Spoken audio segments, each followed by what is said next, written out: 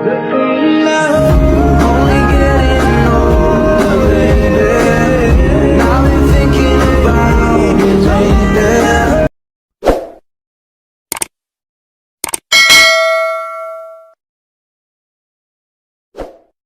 Hey guys, ituturo ko sa inyo kung paano mag-hide ng photos and videos sa Facebook para hindi tayo nasisilip ng iba. Pag ini-stalk tayo, open lang natin yung Facebook app. Then, pindutin natin yung profile. Tapos, pindutin natin yung guys, yung tatlong dot. Diyan makikita natin kung nakikita pa tayo ng iba. Ni-stalk tayo. Tapos tinitingnan ko ano yung mga post natin, kaya yung mga picture natin noon, lahat-lahat, makikita pa nila yan. Mamaya i-hide natin yan. Ayan. Masisilip pa nila yan. Lahat yan. Back lang tayo guys, back. Yan, tapos pindutin natin yung home, tapos dyan punta tayo sa bilog na yan. Ayan.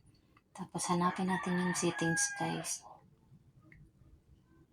Punta tayo sa settings and privacy, tapos settings. Then, punta tayo sa privacy checkup. Yan, pindutin natin yung orange na yan. Then, continue lang guys. Yan, tapos scroll down. Next lang, next.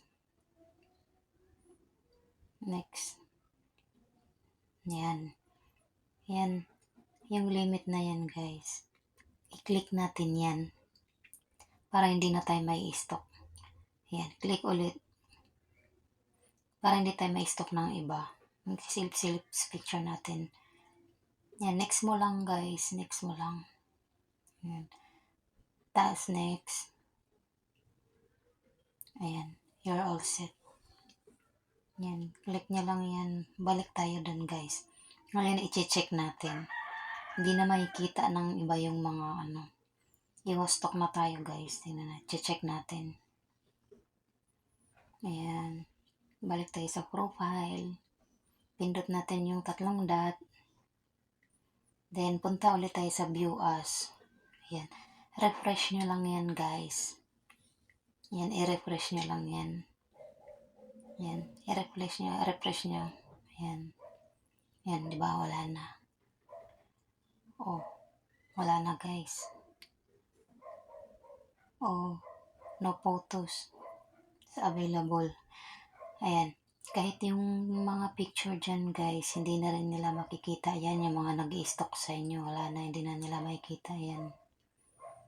Ayan, hanggang yan lang yung nakikita nila. Ayan, hanggang ganyan lang. Wala na, diba? Wala na. No photos available. Ayan. Wala na. Pati yung sa photos ko guys. Yan, di rin nila makikita yung mga laman dyan. Marami akong picture dyan. Ayan lang yung nakikita nila guys. Cover photo ko lang yan. Wala na. Diba? Ganun lang gawin nyo guys. Kahit nakapublic yung Facebook natin, hindi na makikita yung mga old photos natin tsaka videos.